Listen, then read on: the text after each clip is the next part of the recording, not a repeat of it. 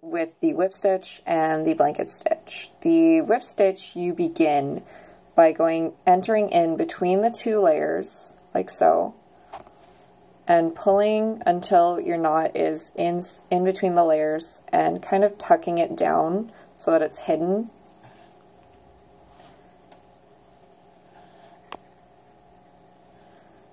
And you kind of just want to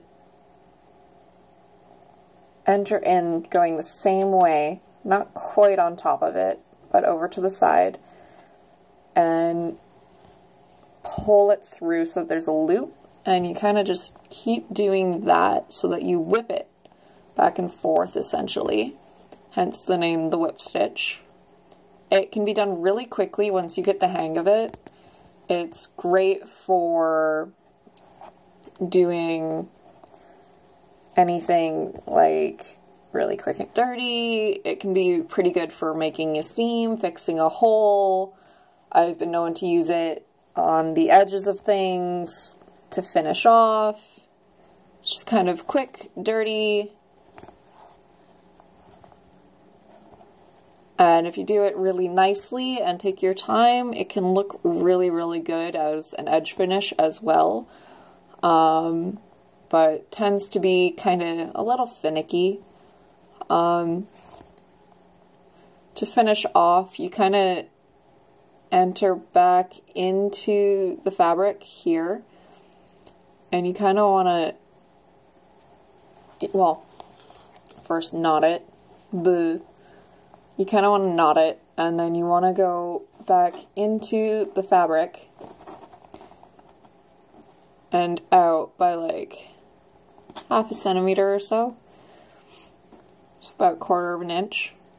And then you pull it out and pull it taut so that it kind of bubbles a little bit. You can see there. And then you're going to clip really close to the fabric, like so.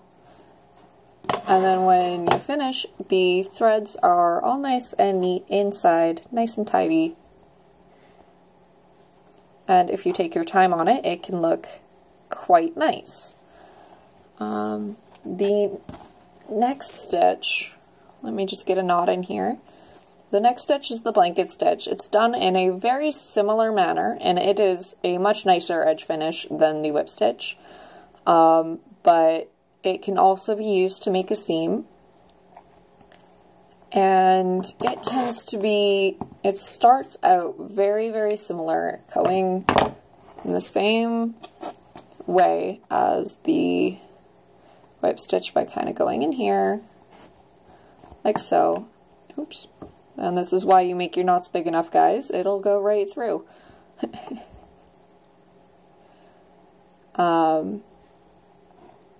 Whatever. Kind of go in.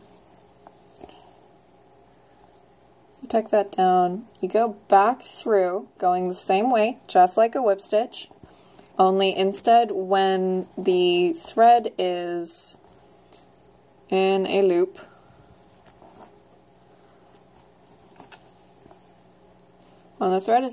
you kind of go back through the loop, like so. So that when you pull it tight, you kind of end up getting a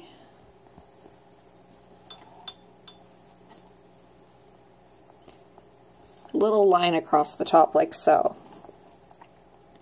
After a couple stitches, you will see that it just, keeps going. Don't stab yourself, guys. It's going to be inevitable when you're not actually looking at what you're sewing.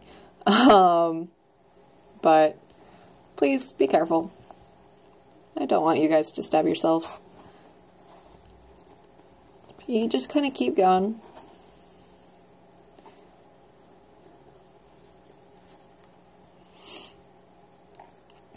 And you finish off the same way that you finish off the whip stitch. But that's the difference. There's your 2 stitches.